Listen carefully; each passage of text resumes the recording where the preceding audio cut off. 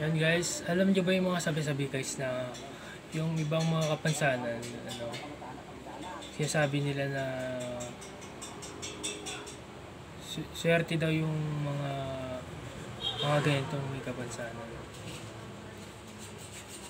Yung mga nagbubuntis na pinaglili sa kampalsaging gano'n, yung iba sa mga alimasag, nagkakaano yung mga daliri nila.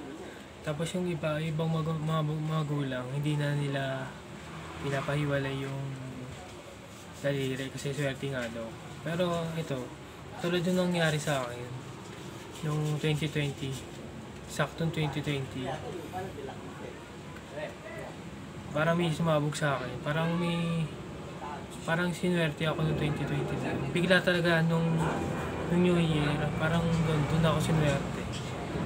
Akala ko hindi totoo yung mga balibarita, yung mga pamahiin na swerte nga raw yung mga ganitong mga daliri, mga dikit na daliri yan.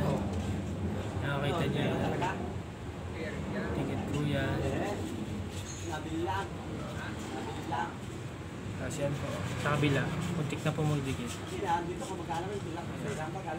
Pero totoo nga po yung mga sabi-sabi nila na swerte nga daw.